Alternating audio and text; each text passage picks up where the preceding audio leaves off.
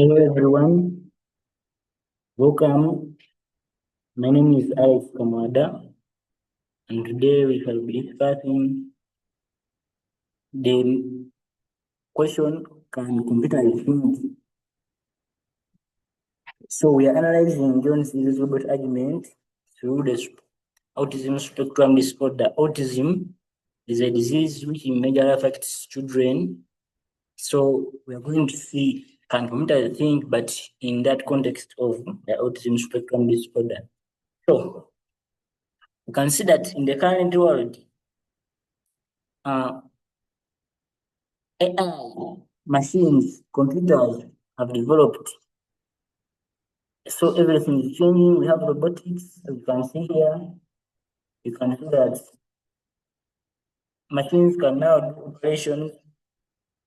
So the early detection of diseases such as the autism spectrum disorder now in this context is very important in the current world because we have to utilize the current machines. So these machines are powerful. So given the fact that they're powerful, the question is, do the computers really think? So that's what we are going to be discussing today. So we start with John Searle's robot argument, because John Searle says that these machines, these robots, don't have semantic understanding of the physical world. They're just there manipulating symbols. So that's what we are going to base on argument. See whether that is it or if that's not. Can say yes, he was right, no, he was not right.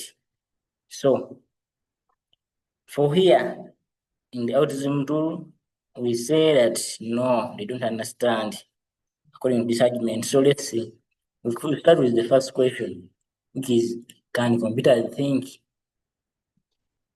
So I will start by arguing that these AI tools processed predefined symbols. The symbols have already have meaning which has been attached to them. So these machines just get these symbols and see what meaning is attached to this symbol. So they just process the symbols, but we already know what does this mean. So for example, a cat scale, a scale which is used for grading, like 1 means this, 2 means this. For example, here, 1 means very bad, 2 means bad, 3 means. So in our autism, we can say 1 means the patient can blink, the patient can follow a face, the patient. So if a value like 3 has meaning already attached to it. So what this computer does is just complete manipulation, just processing those symbols, but it's not reasoning anything. So it just appears to be as if it is intelligent when in actual sense it is not intelligent. So another point is that illusion of semantic understanding. Outputs from AI to appear to be accurate just because they are what we expect. So when this is what we expect, we can say that maybe it has understanding, but no. In reality, the tool doesn't even have an idea of what autism is, what eye contact or questionnaires mean, what it is doing, what happens after it produces those results. For example, we can say that this child has autism. What happens after the child? What happens to the parent of the child? The parent is going to panic, but the machine doesn't care about that. So this just mirrors the Chinese room experiment. So in the Chinese room experiment, we say that assume there is a man in the room, there's a rule book, then who doesn't understand Chinese? So when you input the Chinese characters, the man can use the rule book to know what does this translate to, what does it translate to, and the man can output accurate Chinese, but we can't say that that man understands Chinese. So when we have to move on, we can see another issue is that there is a rigid behavior and the frame problem in AI tools. What I mean here is that the AI is just limited to the data it was trained on. It can't go beyond that.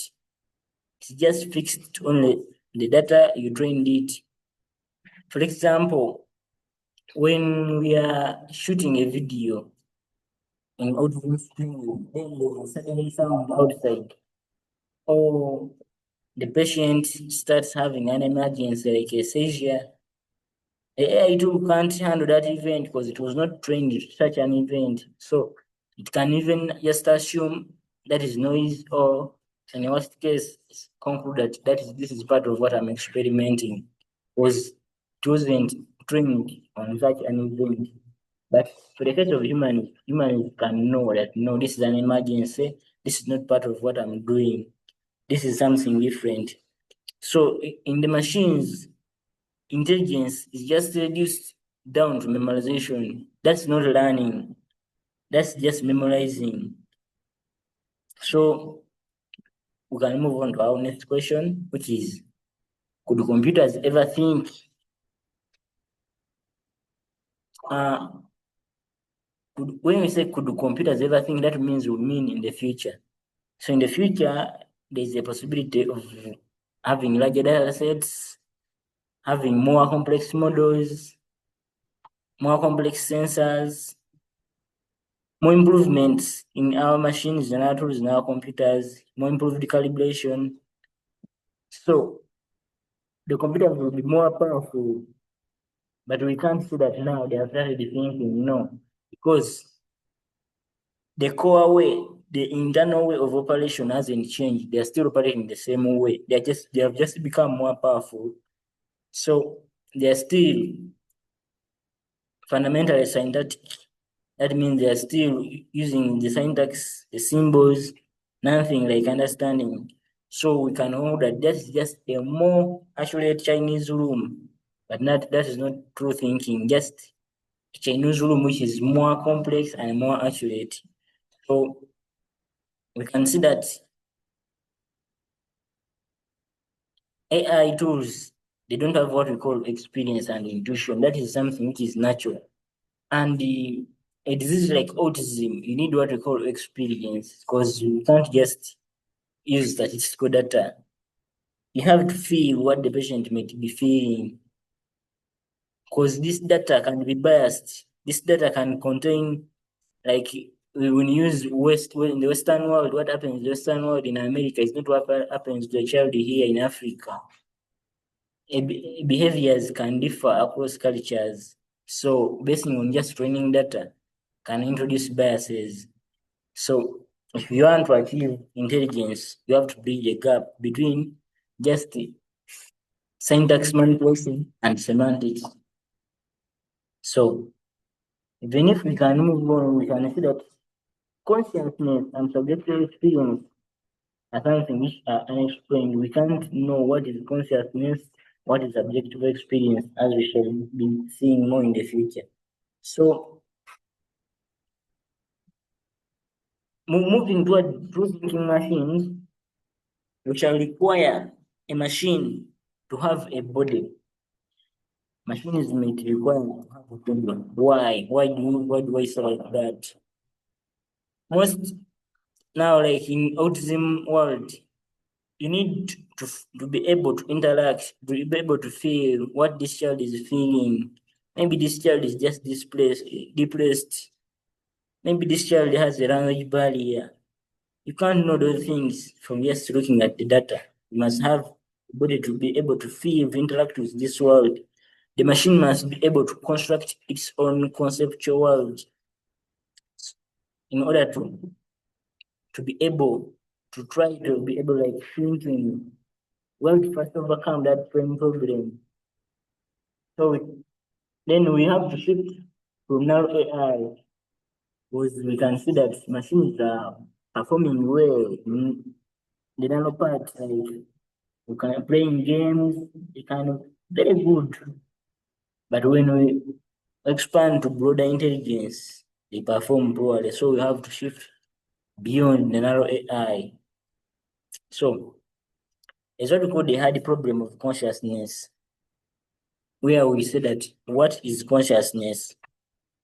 So even if we were able to make machines that were able to perform, to mimic human behavior, whereby they are like as if they are real,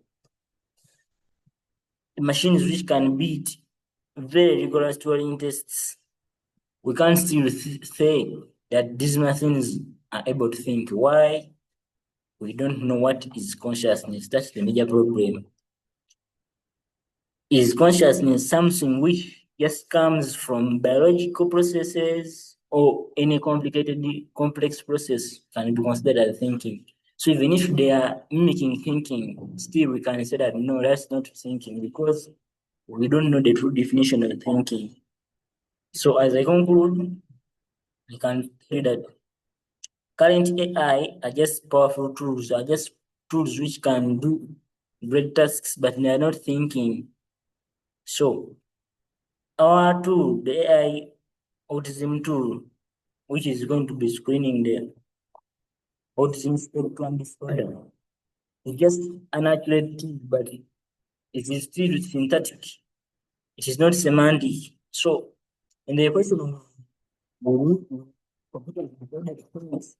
in the future, AIs may be a bit intelligent. We can see that, yeah, they are simulating intelligent, but still they're lacking understanding. Their role is just manipulate data. Thinking is just for only humans. Thanks for listening to me. I remain Commander Alex.